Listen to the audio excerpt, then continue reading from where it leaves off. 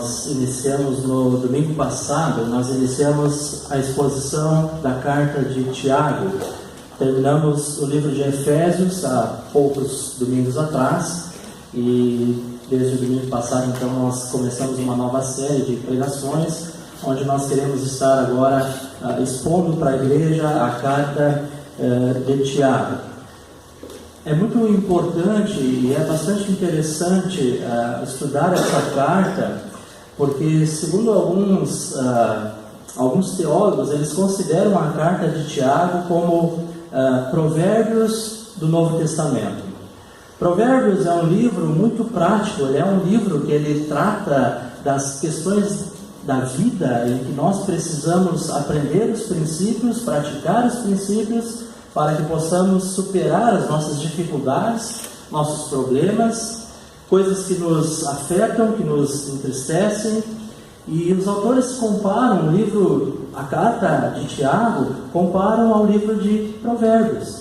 Porque Tiago também é uma carta bastante prática, ela vai lidar com questões muito práticas na nossa vida.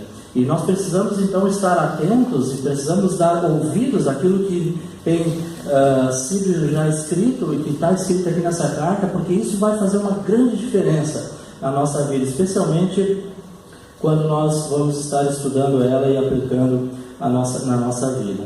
No domingo passado falamos sobre o autor dessa carta, que é Tiago, meio-irmão de Jesus, ou o irmão mais velho de Jesus, e que posteriormente esse Tiago ele veio a se tornar um líder na igreja em Jerusalém.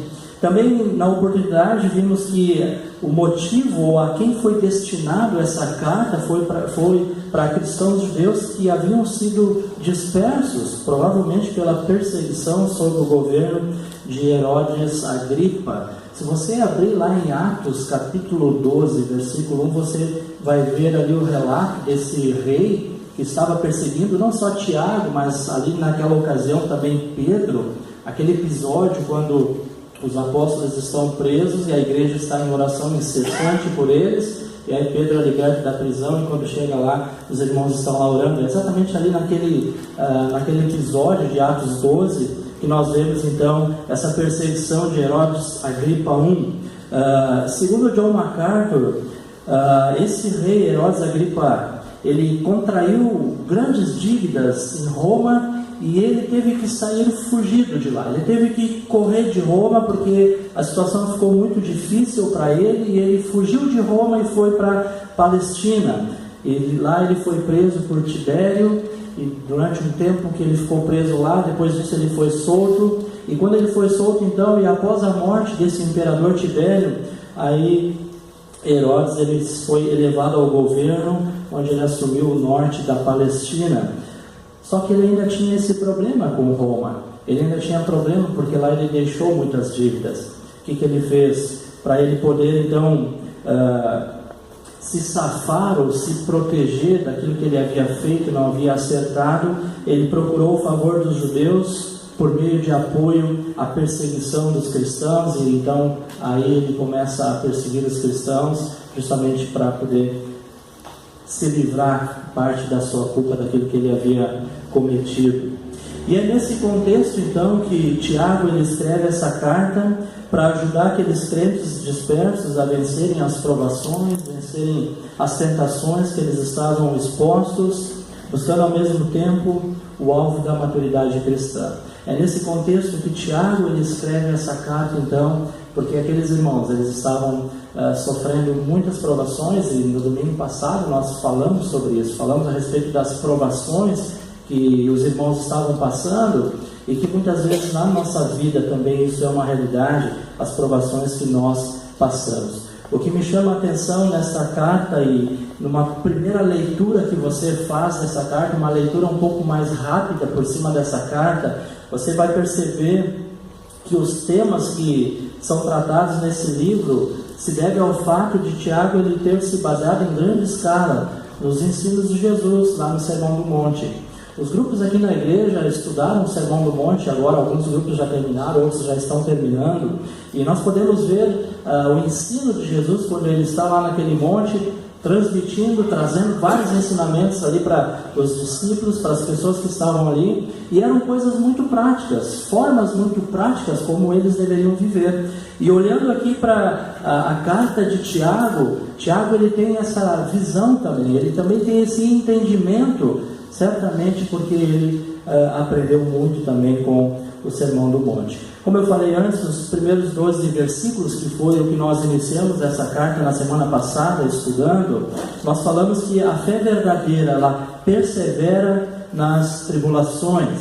A fé verdadeira, ela persevera nas tribulações.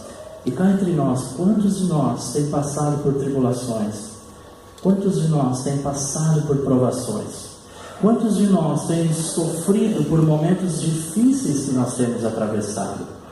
Ainda ontem à noite também conversávamos sobre isso, porque pelo fato de nós sermos cristãos, pelo fato de sermos filhos de Deus, isso não nos traz uma imunidade em relação aos problemas, em relação às dificuldades que nós enfrentamos.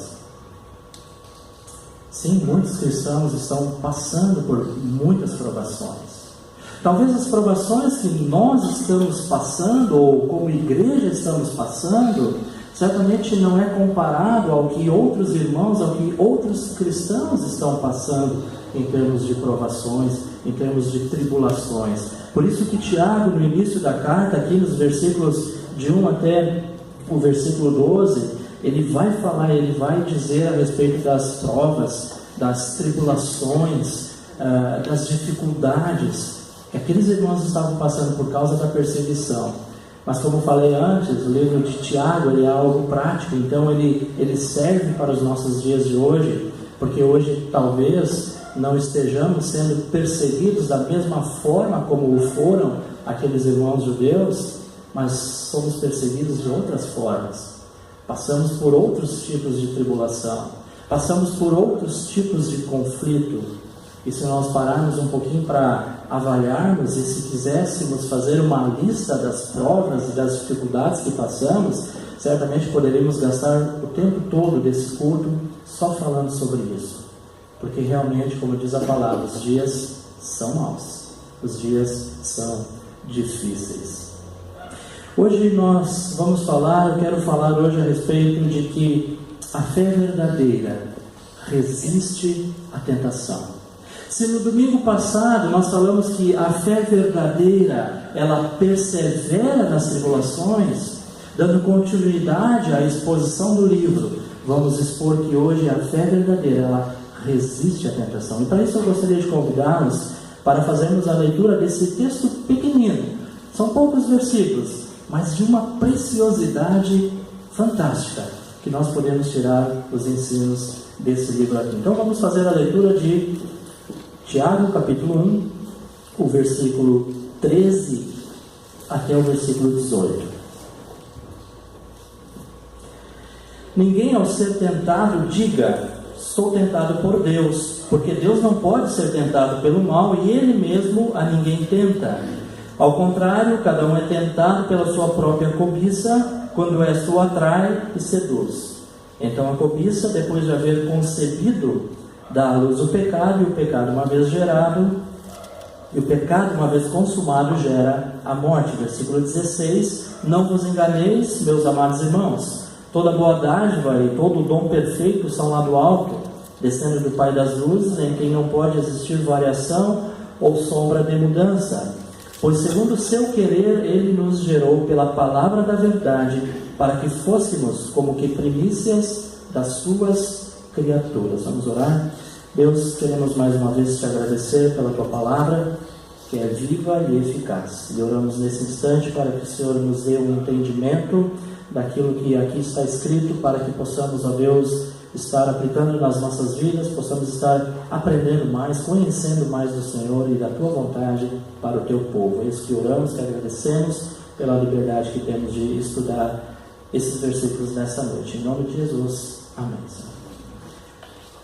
Nesses poucos versículos aqui que nós lemos, ao afirmar que a fé verdadeira, a fé no Senhor Jesus Cristo, ela resiste à tentação. E ao estudar esse pequeno texto de Tiago, quando ele está escrevendo para aqueles irmãos que estão passando por perseguições, estão passando por tribulações, me vem à mente a seguinte pergunta: como lidar de forma sábia com as tentações? Como lidar de forma sábia com as tentações? Irmãos, todos nós vamos ser tentados. Não há como nós escaparmos das tentações. O próprio Senhor Jesus Cristo foi tentado. O próprio Senhor Jesus Cristo passou por isso. Nós vamos ser tentados. Ou seja, pelo nosso inimigo, pelo diabo, ele vai trazer tentações à nossa vida. Ou seja, pelo mundo, que é esse complexo, esse conjunto de sistemas que tem que quer ir tudo contra aquilo que se chama Deus. Ou seja, pela nossa própria carne, nós vamos ser tentados. Se isso é uma realidade, então, como é que nós podemos lidar de forma sábia com as tentações? Uma pessoa madura em Cristo, ela é paciente nas provações. Uma pessoa que já tem uma caminhada com o Senhor, uma pessoa que tem uma intimidade com o Senhor, ela é uma pessoa paciente nas provações, pois ela entende que Deus está permitindo aquela prova para que a sua fé seja testada e aprovada.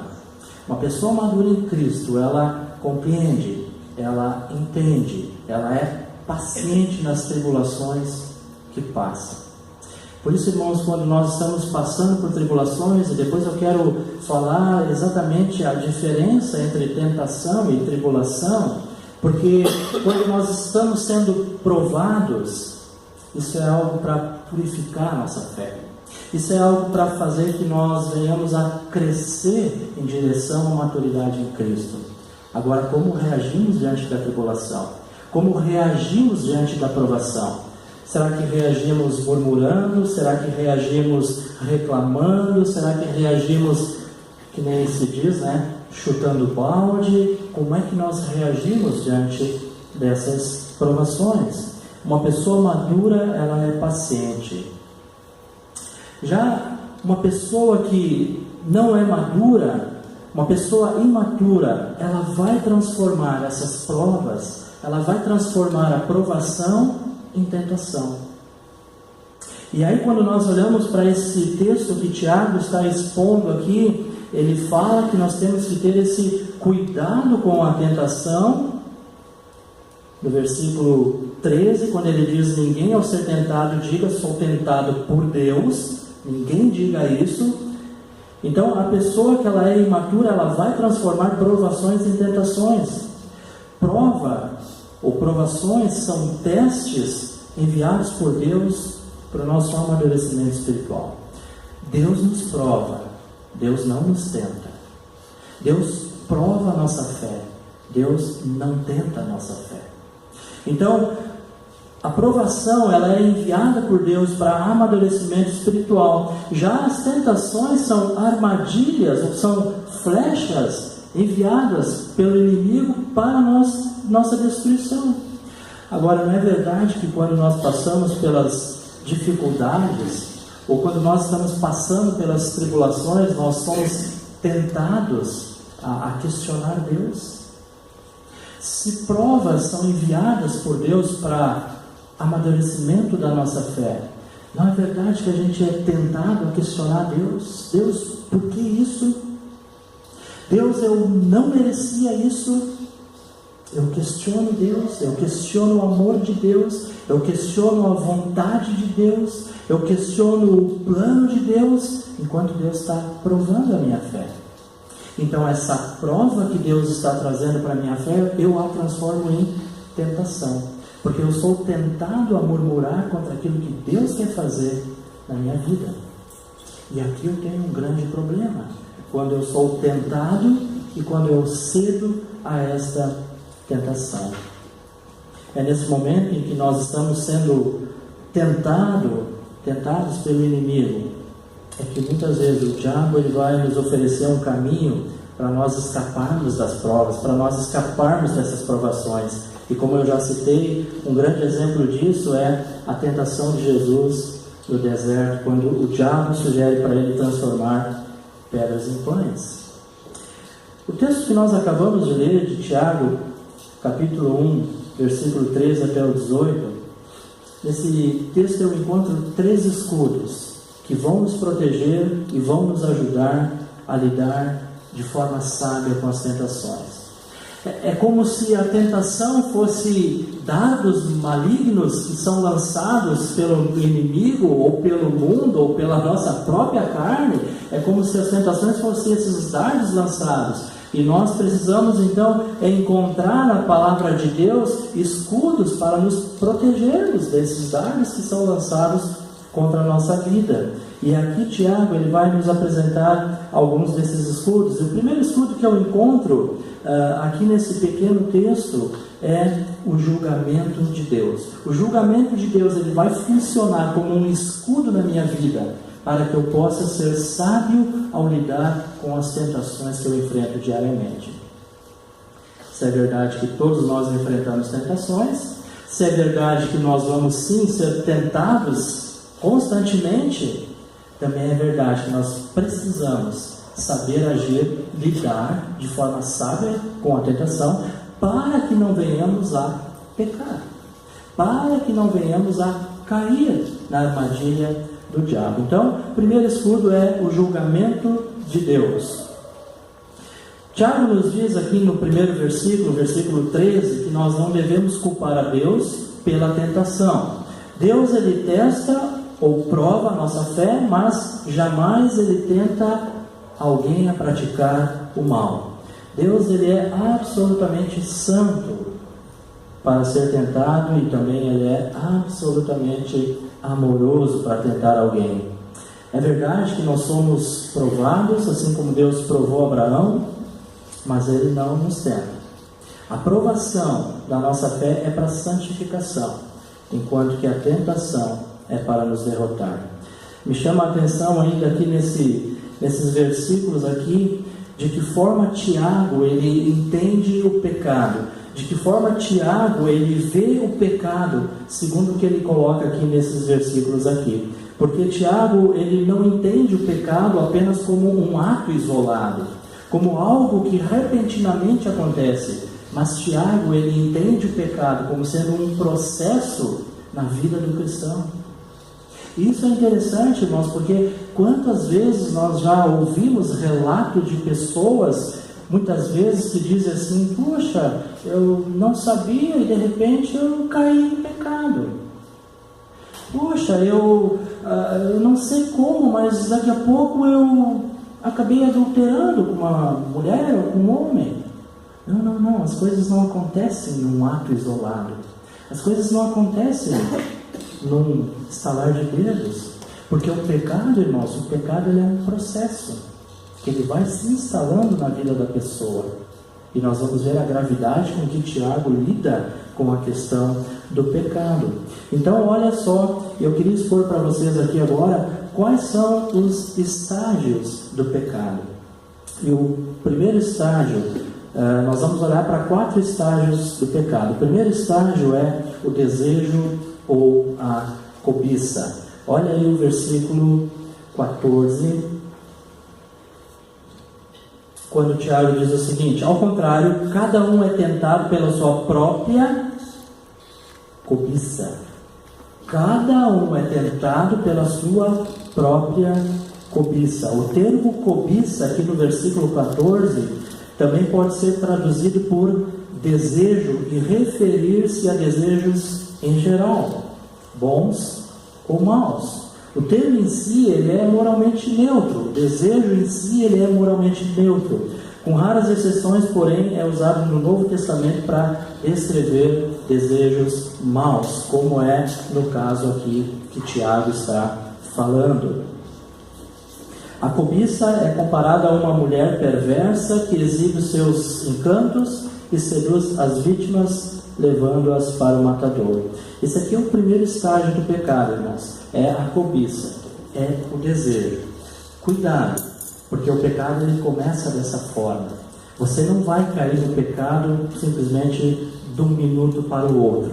Existe um processo. E esse processo ele é composto de 4 estágios. E o primeiro estágio, que que vai te levar ao pecado é o desejo, e entenda aqui desejo, desejos maus, ou cobiça. Esse é o primeiro estágio do pecado, e Tiago ele está alertando, Tiago ele está dizendo, ao contrário, cada um é tentado pela sua própria cobiça, ninguém é tentado por Deus, mas é tentado pela sua própria cobiça. Primeiro estágio do pecado. Segundo estágio do pecado é o engano, ou a sedução, ou seduzir, que também nós podemos observar no versículo 14. Quando Tiago diz, ao contrário, cada um é tentado pela sua própria cobiça, quando esta o atrai e seduz. A pessoa ela teve o desejo, ela teve a cobiça, ela foi atraída, ela foi seduzida. Aqui está o segundo estágio do pecado. Está o segundo estágio do pecado. E nesse segundo estágio do pecado, Tiago ele usa para ilustrar isso duas figuras extremamente figuras que nós conhecemos bastante. A primeira figura que ele usa é a figura do caçador que usa uma armadilha. O caçador ele arma a sua armadilha para o quê? Para atrair a sua presa. Ele vai armar a armadilha ali para que a presa seja atraída. Presta atenção. O pecado é da mesma forma. O pecado ele vai armar armadilhas para te atrair. Mas o pecado ele não só nos atrai, como ele nos seduz. E aqui Tiago usa uma segunda figura de linguagem, que é a figura do pescador, que usa o anzol com isca. O pescador coloca a isca no anzol para quê? Para seduzir o peixe, para que o peixe venha e seja fisgado. O pecado ele vai nos atrair, o meu desejo, a minha cobiça por aquilo que é mal, por aquilo que é pecaminoso. Eu vou ser atraído, eu vou ser seduzido por aquilo. Esse é o segundo estágio do pecado, que é o engano ou a sedução. O Tiago vai apresentar o terceiro estágio do pecado, que é o nascimento do bebê chamado pecado. O que diz o versículo 15? O versículo 15 nos diz, eu faço questão de ler novamente o 14, porque aqui nós temos todo o processo do pecado. Ao contrário, cada um é tentado pela sua própria cobiça, quando esta o atrai e seduz. Então a cobiça, depois de haver concebido, dá à luz o pecado. Nasceu o bebê. Porque esse é o termo que Tiago usa. Tiago está usando esse termo aqui, que é o terceiro estágio. O nascimento do bebê chamado pecado. Tiago ele muda a figura da armadilha e do anzol e ele passa para a figura do nascimento de um bebê. Esse bebê é chamado pecado. A cobiça concede e dá à luz a esse rebento terrível. Em outras palavras, irmãos, se nós pensarmos muito tempo num ato proibido, nós terminaremos por realizá-lo. Uma ilustração que nos ajuda a entender esse processo de cobiça que cede da luz do pecado é o episódio de Davi com Batseba, que se encontra lá em 2 Samuel, capítulo 11, versículo 1 até o versículo 27. É exatamente esse é o processo que leva Davi a pecar. Primeiro ele enxerga o alvo, ele enxerga, entre aspas, a presa, e ele tem o desejo. Ele enxerga a mulher lá embaixo e ele tem o desejo. Primeiro estágio do pecado. Percebe que ele não enxerga a mulher e já pula para lá. Não. Tem um estágio. O primeiro estágio é o desejo. Ele olha a mulher, tem o desejo. O segundo estágio ele é atraído. Ele é seduzido. E aí vem o terceiro estágio, que é o pecado propriamente dito. A concepção do bebê chamado pecado. Onde então ele tem a relação com Batseba e o pecado está gerado, ou o pecado está consumado. Terceiro estágio. O quarto estágio do pecado é a morte. Ainda no versículo 15 e o 16, então a cobiça, depois de haver concebido, dá à luz o pecado, e o pecado, uma vez consumado, gera a morte. Não vos enganeis, meus amados irmãos. O pecado, uma vez consumado, gera a morte. Agora nós precisamos entender aqui que a cobiça, depois de haver concebido, dá à luz o pecado, e o pecado, uma vez consumado, gera a morte. Obviamente que Tiago, ele não está dizendo que se um cristão ele pecar, ele vai morrer. Não é esse o contexto. Não é esse o ensinamento que Tiago está trazendo para aqueles irmãos dispersos. Tiago não está dizendo que se você pecar, você morre. Apesar de que nos 4 estágios do pecado, é isso que está falado. Ou seja, você tem o desejo, você é enganado, você peca e, segundo o que nós temos no texto, uma vez que pecou, o versículo diz que gerou a morte. Porque o pecado gera a morte. Então, como entender isso? Como entender essa questão aqui? Nós temos que compreender que morte aqui nesse texto, ela pode ser entendida como morte física, sim, pode ser entendida como morte física, ou seja, um cristão que está em pecado, Deus pode sim tirar a sua vida física como forma de disciplina. Isso aqui é muito sério, irmãos. Isso aqui é muito sério. Deus pode sim tirar a vida de um filho seu. Deus pode permitir a morte física de um cristão por causa de um estado pecaminoso que muitas vezes essa pessoa está vivendo. Por isso a seriedade de nós cuidarmos com a tentação, porque a tentação pode gerar a morte, pode ser entendida como morte física, não espiritual, porque um filho de Deus, ele não perde a sua salvação. Se eu fosse abrir aqui, certamente eu ouviria muitas histórias de vocês, como eu já ouvi, de pessoas que eram cristãs, firmes em Deus, que simplesmente abandonaram ou se rebelaram contra Deus, contra aquilo que Deus queria para a sua vida, e Deus permitiu, sim, uma morte física. Às vezes uma morte prematura, às vezes uma morte que afeta a família como um todo. Então Deus pode permitir a morte física de um filho seu quando este vive no pecado, ou melhor, quando esse não se arrepende daquilo que está acontecendo na sua vida. Querem exemplo? 1 Coríntios capítulo 11. Quando Paulo dá instrução para a ceia, Paulo ele fala: por causa disso, tem muitos que dormem entre vocês.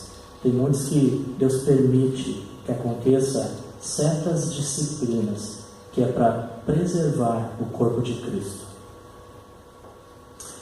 Então, morte aqui pode se referir à morte física, mas também pode se referir à morte espiritual para aqueles que não são filhos de Deus. Assim como morte física também. Aqueles que não são filhos de Deus, sim, Deus pode puni-los com a morte física, mas também com a morte espiritual. Ou seja, a eterna separação de Deus. Não mais aquela pessoa tem a oportunidade de reconciliação com Deus. Então, o que Tiago está ensinando aqui, que para o incrédulo, esse processo de pecado, do pecado, esses 4 estágios do pecado, eles vão terminar com a morte. Pode ser física, mas com certeza espiritual. Para o cristão, o estágio ou os estágios do pecado pode não terminar com a morte espiritual, com certeza não vai terminar com a morte espiritual, mas pode terminar com a morte física.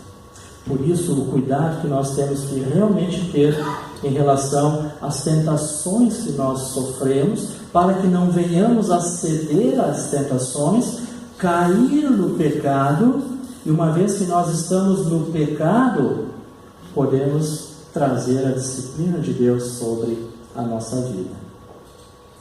O que mais me chama a atenção, irmãos, é que quando Deus disciplina um filho seu, quando Deus trata com o filho seu, isso muitas vezes respinga na família como um todo. Não é verdade? Quando Deus disciplina um filho seu, isso acaba por vezes afetando a família como um todo. E por causa da minha atitude, muitas vezes por causa do meu pecado, não só eu sofro, mas eu acabo influenciando todas aquelas pessoas que me amam, que estão ao meu lado, e principalmente a minha família, por causa do meu pecado, por causa de que eu não dou ouvidos àquilo que Deus quer tratar na minha vida, por causa que muitas vezes eu me rebelo e eu permaneço no pecado, não dando ouvidos à orientação de Deus. Quando eu sou disciplinado por causa do meu pecado, pessoas sofrem junto. Você já pensou nisso? Você já considerou isso diante de Deus? Versículo 26, ou melhor, no versículo 16, quando Tiago diz, não vos enganeis, Tiago ele está usando aqui uma expressão grega que se refere a errar, desviar-se ou divagar, ou seja, os cristãos eles não devem cometer o erro de culpar a Deus e não a si mesmo pelos seus pecados. Então, irmãos, esse aqui é o primeiro escudo que vai nos proteger e vai nos ajudar a enfrentar as tentações de forma sábia. Ou seja, o julgamento de Deus. Quando você for tentado a pecar, lembra que Deus julga e pune o pecado. E isso tem que nos servir como um escudo, sim. Irmãos, o pecado, ele tem que causar em nós uma repulsa. O pecado, ele não pode ser algo agradável na nossa vida. Infelizmente, o pecado, ele tem se instalado na vida dos cristãos e aquilo parece que não faz mais efeito. Parece que o pecado na vida dos crentes hoje, parece que aquilo é tão normal. Estamos na época do relativismo, né? Tudo é relativo, que talvez você crê que é errado, eu creio que é certo, e aí não existe uma verdade absoluta, não é isso? Então eu vou justificar o meu erro, eu vou justificar o meu pecado, porque não tem mais temor de Deus. Não há mais temor de Deus. As pessoas não estão mais preocupadas com o pecado que cometem. Esse é um grande problema que nós enfrentamos e que nós vemos. Então o primeiro escudo, irmãos, é o julgamento de Deus. Saiba que todo o pecado consumado na nossa vida vai trazer o julgamento e a punição de Deus sobre nós. Lembra disso? Porque isso vai te ajudar a usar esse escudo para tu não cair nas tentações. Nós vamos ser tentados, não há como escapar disso. Mas eu tenho que agir, eu tenho que lidar de forma sábia com as tentações que me sobrevêm diariamente. O segundo escudo é a bondade de Deus, que nós vemos no versículo 17. Toda boa dádiva e todo dom perfeito são lá do alto, descendo dos pais das luzes, em quem não pode existir variação ou sombra de mudança. Esse aqui é um segundo escudo que nós podemos usar para nos proteger das tentações. Muitas vezes as pessoas elas caem em pecado e culpam a Deus em vez de assumir a responsabilidade. Lembra lá quando Eva e Adão caem no pecado, né? Estavam lá no jardim, eles tinham intimidade com Deus, tudo era muito lindo, tudo era tranquilo, no final do dia eles sentavam para tomar um chimarrão com Deus, tudo muito, muito bem, né? Até que veio a tentação, até que surgiu o problema. E aí o que acontece? Eles caem, eles pecam, eles desobedecem a uma ordem de Deus. E quando Deus volta para passear pelo jardim, para encontrar-se com as suas criaturas, Deus pergunta onde vocês estão, e eles estavam escondidos. E é muito interessante você observar aquele diálogo que Deus trava com as suas criaturas. Porque Deus ele pergunta para Eva, o que tu fizestes? E Eva diz, olha, não é comigo o problema. Não é comigo o problema. Deus fala com Adão, não. O problema não é comigo também. O problema é essa mulher aí que tu me deu, me levou a pecar. Então, um fica jogando as culpas para o outro, e isso persiste até os dias de hoje, irmãos. Essa mesma estratégia de Adão e Eva, não assumindo o seu pecado, não assumindo as suas responsabilidades, isso persiste até os dias de hoje. Fulano, por que é que você caiu nesse pecado? Não, na realidade não é que eu caí. Na realidade é que, sabe como é que é, né? As coisas estão difíceis, né? E a gente vai justificando, e vamos justificando, e não vamos assumindo o nosso erro, não vamos assumindo o nosso pecado, e vamos justificando. Irmãos, nós não podemos nos enganar a si mesmo. Nós temos que saber e temos que assumir a nossa responsabilidade. Deus, Ele vai cobrar de cada um de nós os atos e as atitudes que nós praticarmos aqui nesse mundo. Nós temos que usar a bondade de Deus como um escudo para nos proteger. Deus é bom. Na verdade, Deus é a fonte de toda boa dádiva e de todo dom perfeito, conforme está aqui no versículo 17.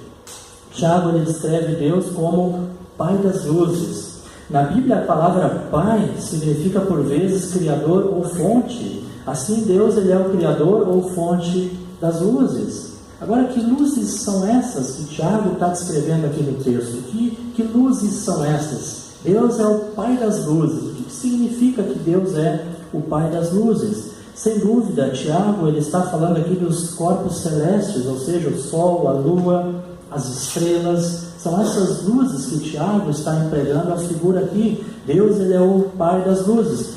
Na Bíblia, a palavra Pai, por vezes, significa Criador, ou seja, Deus, Ele é o Criador do Sol, da Lua, das estrelas, do universo.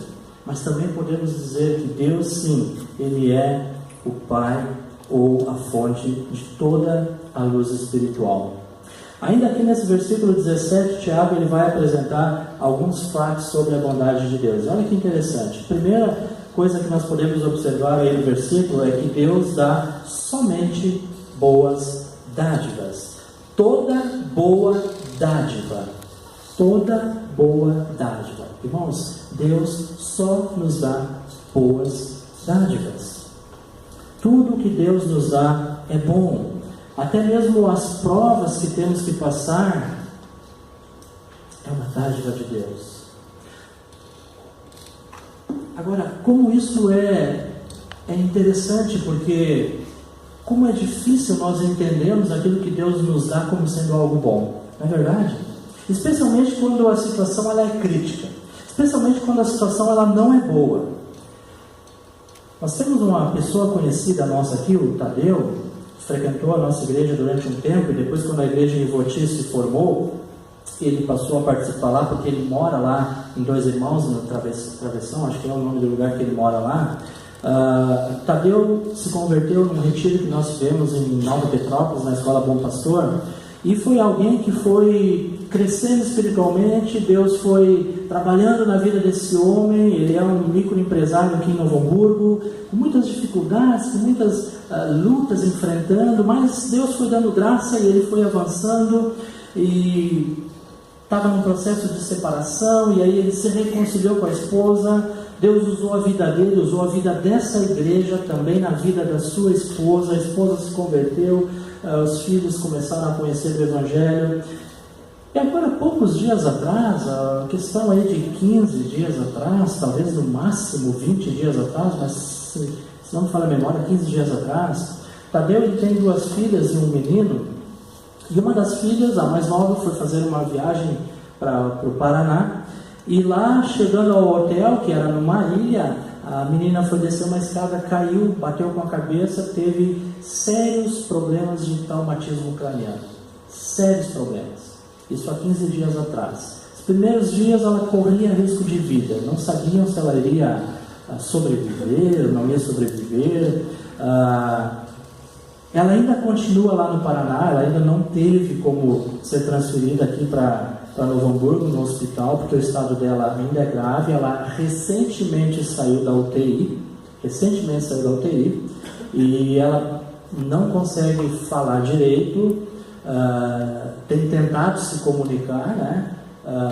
E os médicos também não dão certeza exatamente do que é que pode acontecer com ela. Por enquanto, ela está nessa situação. Uma menina nova, bonita, com toda uma vida pela frente, nesse estado. E é inevitável que a gente faça a pergunta, mas por que Deus permitiu? Nós não estamos falando que Deus é bom, nós não estamos falando que Deus dá somente boas dádivas, mas parece uma contradição, não é verdade? Como que Deus dá só boas dádivas e acontece isso com o irmão em Cristo, com a sua família? Irmãos, nós podemos também pensar da seguinte forma: quantos de nós aqui muitas vezes já passaram pela perda de um emprego? Quantos de nós aqui já passaram por enfermidades? Quantos de nós aqui passou por apertos financeiros? Quantos de nós passamos por dificuldades? Alguns mais, alguns menos, seja na família, seja na igreja, seja entre os parentes. Irmãos, Deus vai provar nossa fé. Deus vai provar nossa fé. Mas a intenção de Deus provar nossa fé é para fortalecer a nossa vida espiritual. O que nos resta? Orar, pedir graça, pedir misericórdia, pedir que Deus possa restaurar essa menina, pedir que Deus possa abençoar a vida dessa menina, que ela possa ficar boa, que não fique nenhuma sequela. Temos que orar pela família, pelo Tadeu, pela Paula, temos que orar por eles. Esse é o suporte que a igreja dá para os seus irmãos em Cristo. Não cabe nós julgarmos ou nós questionarmos Deus. Por que, Deus? Por que isso? Por que permitir que aconteça isso? Por que aquilo? Não. A pergunta não é por que, Deus. A melhor pergunta é: para que, Deus? Para que o Senhor está permitindo isso na minha vida? Para que o Senhor está permitindo eu passar por essa prova? Para que o Senhor está permitindo eu enfrentar essa situação? Essa é a nossa pergunta. Não por quê, mas para quê? E quando nós entendermos e encontrarmos as respostas, certamente a nossa fé vai ser amadurecida em Cristo Jesus. Irmãos, eu não tenho dúvidas de que Deus dá somente boas dádivas. E isso inclui provações. Isso inclui provações. Porque Tiago está dizendo que Deus dá somente boas dádivas para um grupo de irmãos que estavam sendo perseguidos. Tiago está dizendo que Deus dá somente boas dádivas para um grupo de cristãos que estavam sendo queimados, estavam sendo mortos. Talvez eles poderiam perguntar: mas como, Tiago? Como que Deus dá somente boas dádivas? Nós estamos aqui iluminando os jardins como tochas de fogo. Como é que tu nos diz que Deus dá somente boas dádivas? De novo, não é por quê, é para quê. Então, irmãos, nós temos que entender que sim, Deus ele é bom. Deus ele é bom. Que nós possamos entender isso, irmãos. Eu sei que muitos de nós aqui estão passando por conflitos. Eu sei que muitos de nós aqui estão passando por tribulações tremendas. Eu sei que muitos de nós aqui estão tendo sua fé provada. Eu sei disso. Mas eu preciso entender e eu preciso olhar para tudo isso de uma perspectiva da palavra de Deus. Porque se eu não olhar da perspectiva da palavra de Deus, não me resta mais nada. Não me resta mais nada.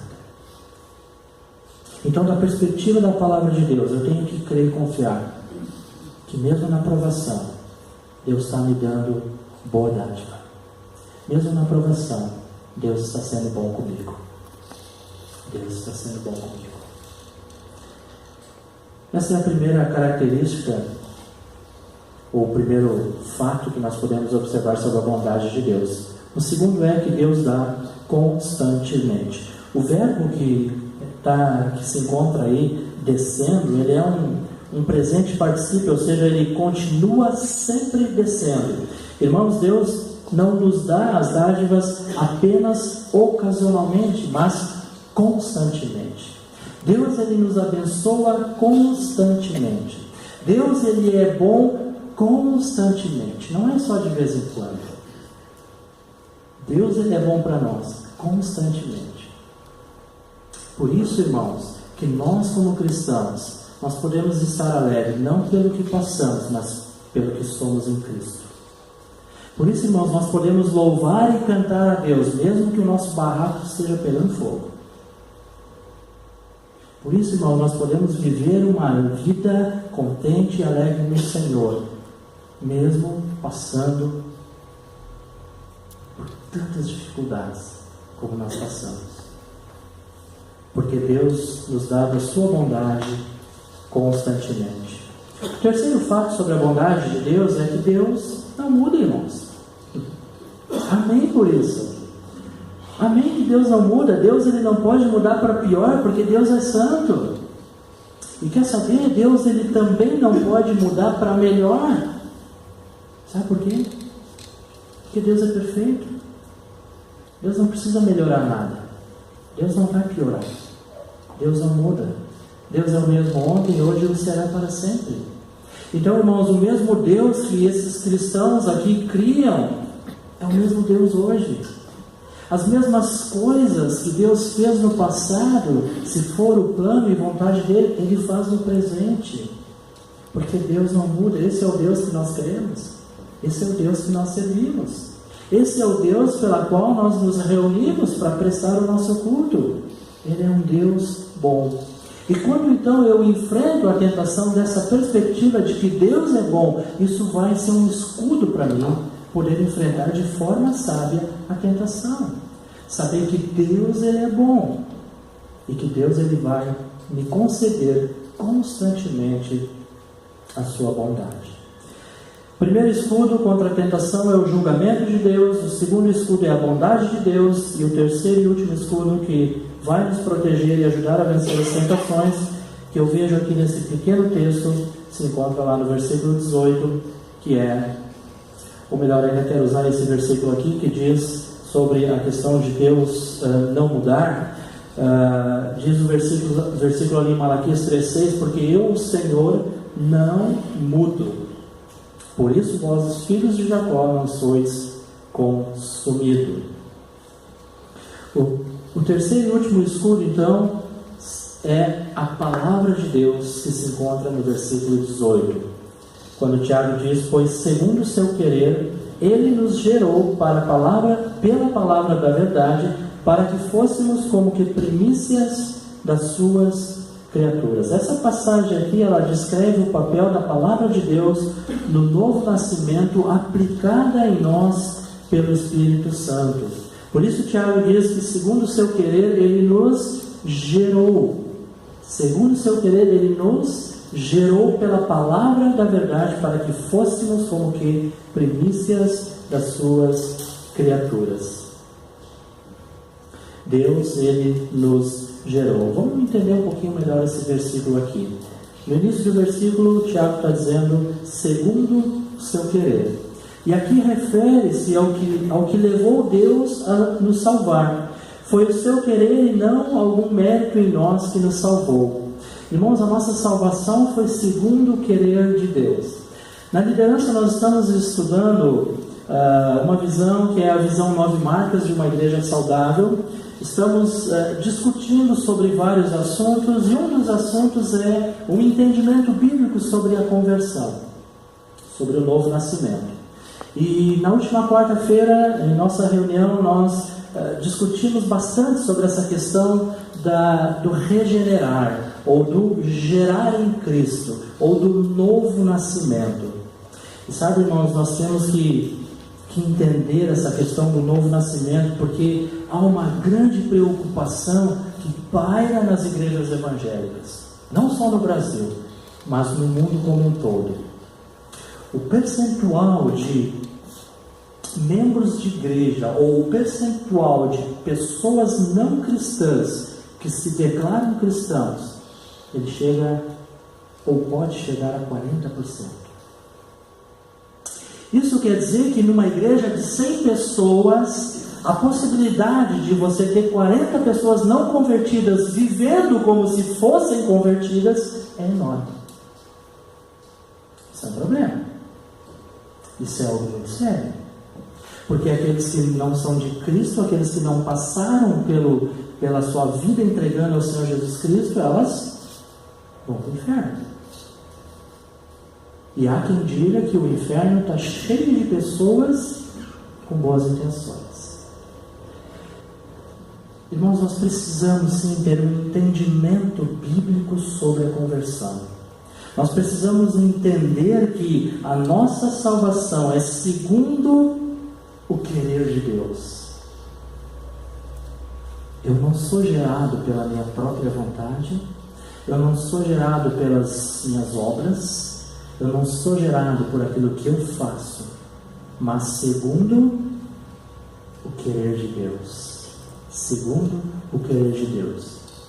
Me chama muita atenção esse dado, que 40% das pessoas que frequentam as igrejas evangélicas não são convertidas. São simpatizantes do Evangelho, mas não são pessoas que têm um real compromisso com o Senhor Jesus Cristo. Eu estou falando de membros de igreja. Estou falando de pessoas que dizem ter passado pelo processo da conversão em Cristo Jesus. Segundo o seu querer. Depois ele continua. Segundo o seu querer. E aí ele vai falar: ele nos gerou. Essa palavra, ele nos gerou, é uma descrição do novo nascimento. Por meio do nascimento espiritual, nós nos tornamos filhos de Deus. É muito interessante porque Tiago, ele usa essa expressão, nos gerou, ou seja, nós fomos gerados em Cristo Jesus. Lembra o que Paulo diz lá em 2 Coríntios 5,17? Se alguém está em Cristo, foi gerado aí uma nova criatura. É isso que Paulo está dizendo, ele empresta esse mesmo termo, e aqui Tiago, ele usa esse termo do gerou. Primeiro, nós somos gerados pelo querer de Deus. Segundo, nós passamos pelo novo nascimento, que é a nossa conversão. Então, segundo o seu querer, ele nos gerou. Uma descrição do novo nascimento. Mas Tiago vai adiante, ele fala que segundo o querer de Deus, ele nos gerou, de que forma? Pela palavra da verdade. Significa que a Bíblia é um instrumento de Deus no novo nascimento. Sem a Bíblia nós não conheceríamos o caminho para a salvação. Nós nos tornamos novas criaturas pela palavra de Deus. Por isso, irmãos, a Bíblia, a palavra de Deus, ela tem que ser a base de toda e qualquer igreja que se diz uma igreja evangélica, que se diz uma igreja que busque a Deus, porque é pela palavra de Deus que nós somos gerados. Nessa mesma visão que estamos estudando, nós vamos falar a respeito da importância da teologia bíblica, o entendimento correto da teologia bíblica, o entendimento correto da pregação expositiva da palavra de Deus. Nós podemos sim, irmãos, ter várias programações em nosso meio. Podemos fazer retiros, podemos fazer cultos, podemos fazer louvor, programas de jovens, podemos fazer tudo, irmãos. Mas a nossa base tem que ser a palavra de Deus como igreja. Tudo que nós vamos fazer, a Bíblia tem que ser o centro. A Bíblia tem que ser algo nos nossos corações. Por que é que a gente bate tanto na tecla que tem que estudar a Bíblia, tem que ler a Bíblia, tem que meditar na Bíblia? Por quê? Porque a Bíblia é um instrumento de Deus para que nós possamos passar pelo novo nascimento e também para que possamos atingir a maturidade em Cristo Jesus. Segundo o seu querer, ele nos gerou pela palavra da verdade, e ele termina o versículo dizendo: para que fôssemos como que primícias das suas criaturas. Os cristãos são a primeira evidência da nova criação de Deus que há de vir, e no presente desfrutam em sua nova vida a alegria da glória futura. Vamos estar com o Senhor para sempre, é isso que a palavra diz. Quando passarmos pelo arrebatamento, quando estivermos com o Senhor, sim, lá vamos estar para sempre com Deus. Me chama a atenção ainda também nesse último versículo que Tiago ele usou o nascimento para falar do pecado e da morte, lá no versículo 15 nós já vimos isso, quando ele diz que então a cobiça, depois de haver concebido, dá à luz o pecado. Então aqui o pecado ele é gerado. Também diz que o pecado, uma vez consumado, gera a morte. Percebe que Tiago usa 2 vezes a expressão gera o pecado, gera a morte. E agora Tiago ele vai falar que gera a vida, o novo nascimento. Ele usa a expressão novo nascimento para falar da nova vida. Quais são as características desse novo nascimento? A origem do novo nascimento, ela é divina, é graciosa. O novo nascimento é aquela ideia do nascido de cima, do alto de Deus. Não depende da nossa vontade, nem da nossa participação. Não nascemos por causa dos nossos pais ou de alguma religião. Essa é uma obra de Deus. O meio do novo nascimento é operado através da palavra de Deus. Sem a palavra de Deus, nós não saberíamos que Deus nos oferece a salvação e o propósito do nascimento. Esse nascimento ele é o mais nobre dos nascimentos. Nós somos as primícias das criaturas de Deus. Apesar desse versículo se referir originalmente aos cristãos do primeiro século, todos nós que honramos o nome de Jesus podemos aplicá-lo em nossa vida. A palavra de Deus, como um escudo, vai nos proteger e ajudar a vencer as tentações, assim como ajudou Jesus quando ele foi tentado no deserto. Eu gostaria de hoje à noite lançar um desafio para a igreja. Pensando nesse terceiro escudo que é a palavra de Deus, eu gostaria de desafiar cada um de vocês, e como liderança a gente quer desafiar a igreja para que o ano que vem seja um ano onde a Bíblia ela de fato seja o centro das nossas vidas. Eu queria desafiar você a, em 2016, quem sabe iniciar o plano de leitura da Bíblia anual. Quem sabe coloca isso diante de Deus e leia a Bíblia toda o ano que vem. Quem sabe você possa colocar isso diante de Deus e ter essa disciplina. Você vai precisar mais ou menos 4 capítulos por dia, e aí em um ano você lê toda a Bíblia. Faz isso. Eu gostaria de te desafiar. Leia a Bíblia 2016, toda ela em um ano. Mantenha uma disciplina e regularidade na palavra de Deus, porque é extremamente importante nós estarmos íntimos com a palavra de Deus. Irmãos, crentes que não sabem manusear a sua Bíblia é como um soldado numa guerra que não sabe usar uma metralhadora, uma arma. Então muitas vezes nós somos derrotados pelo inimigo, muitas vezes nós somos tentados e caímos na tentação porque nós não temos o conhecimento da palavra de Deus. Gastamos tanto tempo em outras coisas, perdemos tanto tempo em outras coisas, mas muitas vezes não gastamos tempo conhecendo a palavra de Deus. Precisamos ler a palavra de Deus, irmãos. Que 2016 seja um ano da leitura da palavra de Deus de forma fiel. Nós realmente devemos estar colocando isso diante de Deus. A fé verdadeira resiste à tentação. Mas como lidar de forma sábia com as tentações? Se nós quisermos vencer as tentações, faça uso desses escudos aqui na tua vida. O julgamento de Deus, Deus julga e pune o pecado. A bondade de Deus, Deus é bom, e a palavra de Deus, pratique a palavra de Deus. Para encerrar, eu gostaria que nós pudéssemos estar refletindo. Será que nós alimentamos pensamentos maus ou os expulsamos de imediato de nossa mente?